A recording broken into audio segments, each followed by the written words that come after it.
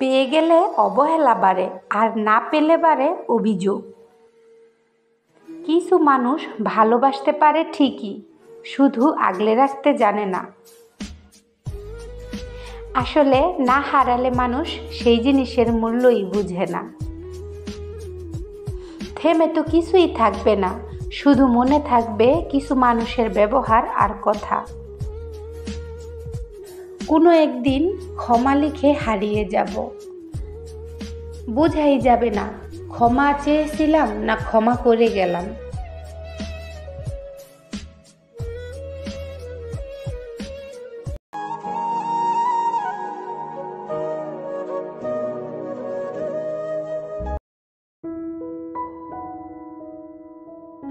Hello everyone, আসসালামু আলাইকুম। কেমন আছেন সবাই? আই হোপ সবাই বেশ ভালো আছেন। আলহামদুলিল্লাহ, আমরাও ভালো আছি।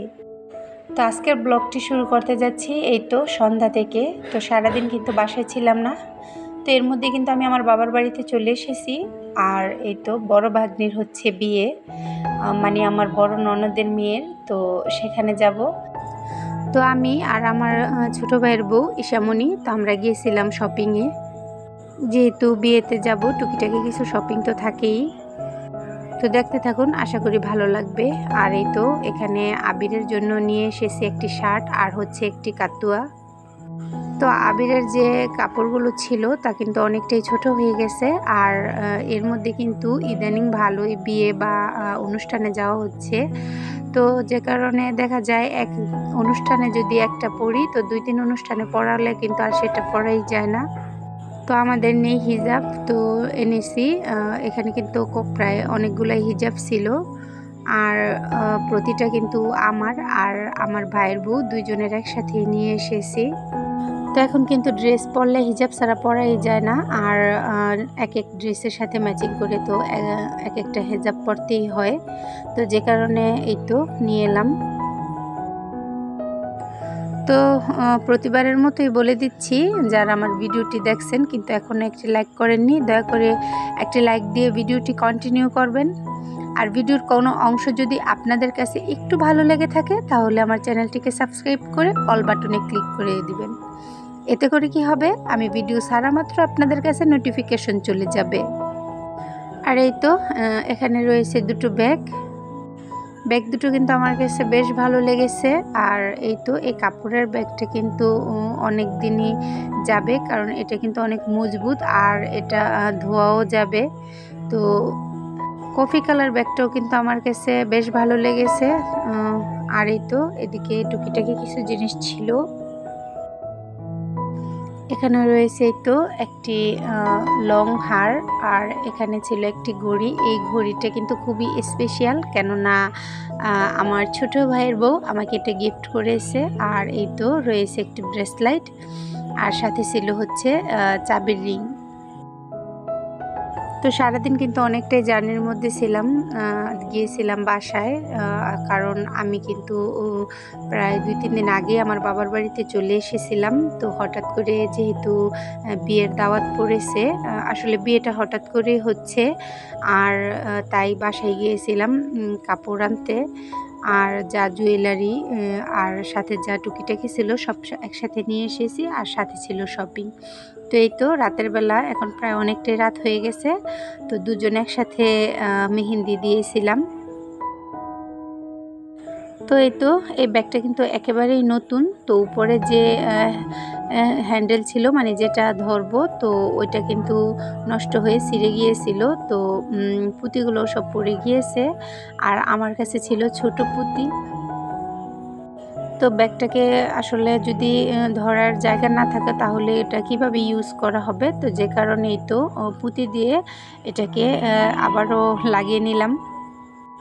তো কেমন হয়েছে আশা করি কমেন্ট করে জানিয়ে দিবেন।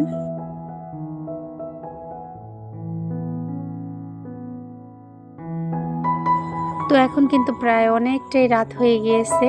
তো এখন যেহেতু কাল চলে যেতে হবে, তো আজকে একটু এখানে ননদ ভাইয়ের বউ মিলে একসাথে একটা ফেস প্যাক তৈরি করে দিয়ে নিব। তো এখানে এই তো ফেস প্যাক তৈরি করার জন্য নিয়েছি মুলতানি মাটি আর হচ্ছে লেবু, তার সাথে মধু। তো এগুলো দিয়েই তো একসাথে পেস্ট করে নিয়েছি। তো এখন প্রায় 11:30টার মতো বেজে গিয়েছে। তো বাচ্চারা কিন্তু সবাই ঘুমিয়ে গিয়েছে। তো নিরিবিলি এই তো ব্যাগগুলো গুছিয়ে নিচ্ছি, কেননা অনেক দূরের রাস্তা যাব, দেখা যায় কখন কোনটা নিব বা ভুলে রেখেই যাব। তো রাতের বেলা দুইজনে একসাথে এই তো ব্যাগ সব গুছিয়ে নিব। তো আমরা যাব হচ্ছে বৃহস্পতিবার। তো বৃহস্পতিবার হচ্ছে গায়ে হলুদ আর শুক্রবার হচ্ছে বিয়ে। আসলে আমরা সবাই অনেকটাই এক্সাইটেড, কারণ এই তো আমাদের বাসায় কিন্তু সে প্রথম ভাগ্নি। আমার কিন্তু 3 ননদ, আর এটা হচ্ছে বড় ননদের বড় মেয়ে। তো আমার ননদের বাসা হচ্ছে ফুলদি গজারিয়া, তো ওখান থেকেই কিন্তু বিয়ে হবে। আর আমরা কিন্তু আসলে আমার শ্বশুর শাশুড়ি আর ওনাদের সাথে যাওয়া হবে না, কারণ আবিরের বাবা যেহেতু নারায়ণগঞ্জ কাজ করে আর উনার আগামীকাল অফিসও রয়েছে। তো যে কারণে উনি অফিস থেকে হাফবেলা ডিউটি করে তারপর ছুটি নিয়ে আমরা একসাথে নারায়ণগঞ্জ লঞ্চ দিয়ে চলে যাব। আসলে ব্যাগ গুছাচ্ছি আর ভাবছিলাম যে যেহেতু ছেলেদের আবির, আনিফ, তার বাবা, তাদের কিন্তু জিনিসপত্র আসলে কাপড় আর একজোড়ো করে জুতা নিলেই হয়ে গেছে। আর আমাদের মেয়েদের, যেমন আমার আর আমার ছোটো ভাইয়ের বউয়ের দুইজনের কিন্তু অনেক কিছুই নিতে হচ্ছে। তো যাই হোক, একদিন থাকি আর বেশি দিন থাকি, আসলে যে যা নেওয়া হবে কসমেটিক্স, জুয়েলারি, তো এগুলো কিন্তু একই পরিমাণে নিতে হবে। আর যেহেতু বিয়ে, তো যে কারণে আসলে সব কিছু একটু বেশি হয়েছে।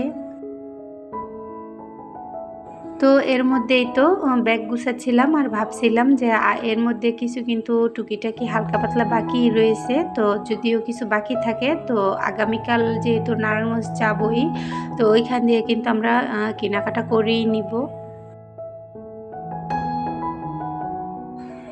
আর যেহেতু বাবার বাসায় আছি, তো ইচ্ছে আছে অনেক দিনই থাকা হবে বাবার বাড়িতে।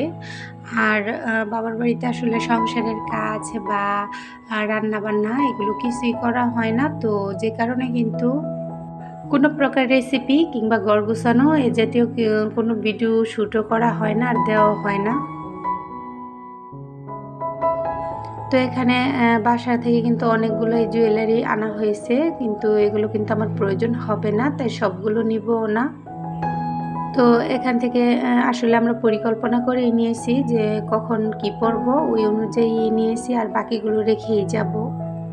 আর এখানে ছিল এই তো দুটো রূপার ব্রেসলেট। তো এটা হচ্ছে আমি আনিফের জন্য আসলে আমার এক কাকি গিফট করেছিল। তো আমি নিজের পছন্দ মতো বানিয়েছি, কিন্তু এটা আসলে লেডিস ব্রেসলেট হয়ে গেছে। তো ইচ্ছে আছে, এতদিন পরিনি, কিন্তু চাইলে আমিও পরতে পারি। আর এই তো আমার ভাইয়ের বউরও ছিল কিন্তু সাথে একটি ব্রেসলেট। তো ইদানিং রূপার ব্রেসলেটগুলোকে দেখে অনেকেই পরে, ভালোই লাগে মোটামুটি। তো আমি কিন্তু একার হাতে এগুলো সব গুছিয়ে নিচ্ছি। রাত কিন্তু প্রায় অনেকটাই হয়ে গেছে এর মধ্যে। তো যদি এক হাতে সব কিছু নিজে পরিকল্পনা করে নিয়ে নেই, তাহলে কিন্তু খুঁজতে তেমনটা সমস্যা হবে না। আর যেহেতু অনেক দূরে যাব, তো যে কারণে কিন্তু আমি গোল্ড পরবই না, কেননা এত দূরের রাস্তা আসলে গোল্ড পরতে চাচ্ছি না। তো এগুলো হচ্ছে আমার মার থেকে নিয়েছি। আর যেহেতু আমারও কিন্তু সিটি গোল্ডের কোনো প্রকার গয়না এগুলো নেই, তো এই তো আমার মার কাছ থেকে এগুলো নিয়ে নিলাম। তো যাই হোক, আজকের ভিডিওটি আমি এখানেই শেষ করছি। সবাই ভালো থাকবেন, সুস্থ থাকবেন। আল্লাহ হাফেজ।